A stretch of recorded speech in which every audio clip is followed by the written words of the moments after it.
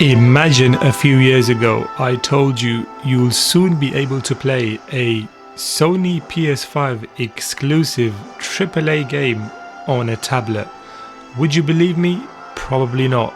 But it's happened and it's here. A soldier. You are? Richard Zangan. A humble traveler of the world and teacher of martial arts to the youth.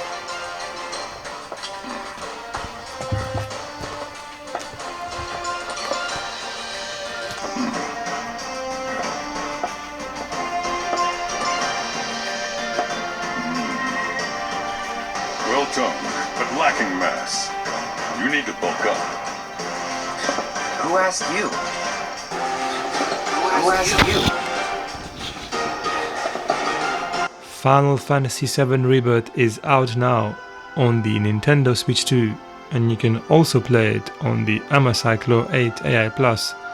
But the question is, how does it look and perform on a tablet and the PC handhelds? Let's find out. Let's kick things off on the Nintendo Switch 2.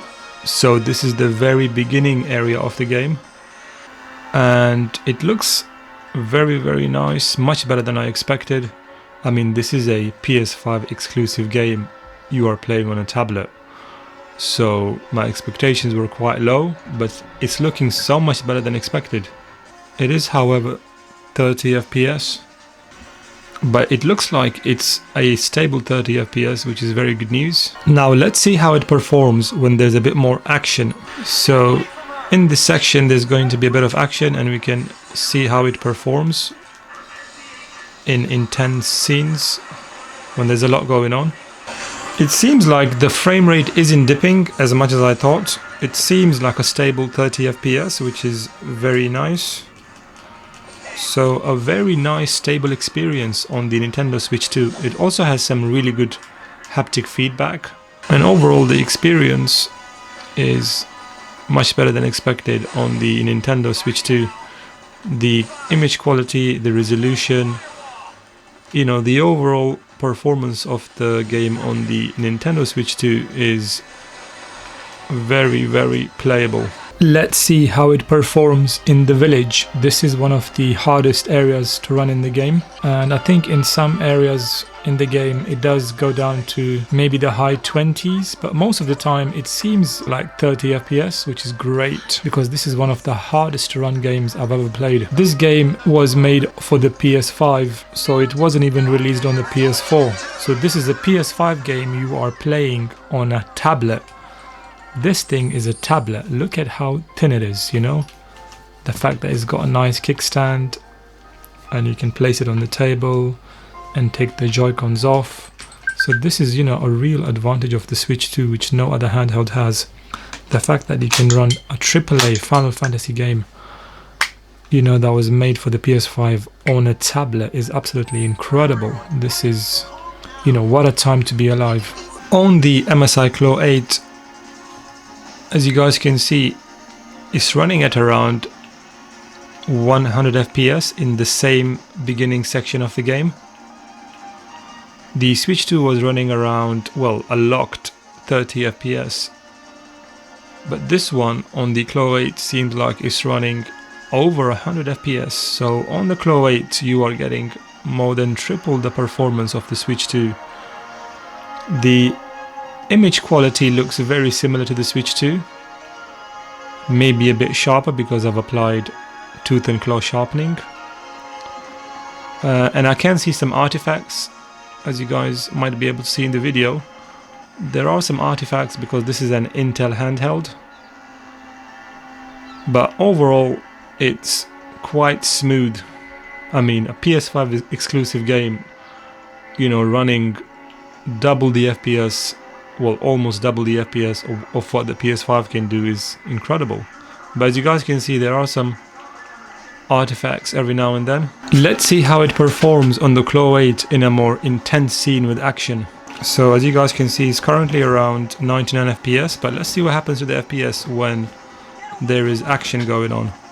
It looks like it's dropping to around 85 FPS, which is much better than I expected. With a lot of action going on in the screen, I was expecting it to drop below 50-40 FPS, but the fact that it's keeping up at around 80 FPS is incredible. So much better performance than expected on the Claw 8. Let's have a look at the settings on the MSI Claw 8. So if I go into options, graphics, I am running the game at 720p, borderless full screen. The frame rate is set at 120 FPS, VRR, and the max resolution I'm using is 66%, minimum is 50%. Most of the settings are on high or medium, with some on low. This is very important to set it at TAAU, otherwise on TAA it's going to look quite soft. So let's see how it performs at 720p on medium to high settings. In the village, the FPS does drop, and as you guys can see, it's dropping to around 40 to 50 FPS on the Claw 8, and this is one of the most hardest to run areas in the game.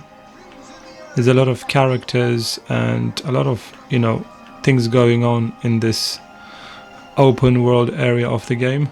So running at around 20 watts and total watts around 31, I am getting around 45 FPS in this area of the game. It does feel a lot smoother than on the Switch 2, which is capped at 30 FPS, but on the Claw 8 the performance is much better, as you guys can see, and because this is a VRR screen, it's much smoother than it otherwise would be on a non-VRR screen. Even though the game is running at 720p on the Claw 8, it does look sharper than on the Switch 2, and the reason why it looks so sharp at only 720p, even though the Switch 2 is running at upscale to 1080p, is because I'm using Tooth and Claw on the Claw 8. So as you guys can see, I've got 2 extra tabs here, and if you go to the color remaster tab of Tooth and Claw, I have Intel Adaptive Sharpening, and I've set it at 50%, and to be honest with you, at 720p it looks like it's at 1080p, so sharper with better performance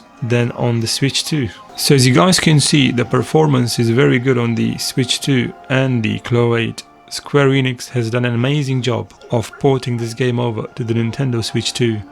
Yes, the FPS may not be as high as on the Claw 8, but the overall experience on both the Nintendo Switch 2 and the Claw 8 is much better than expected. Thanks for watching, and I'll catch you in the next one.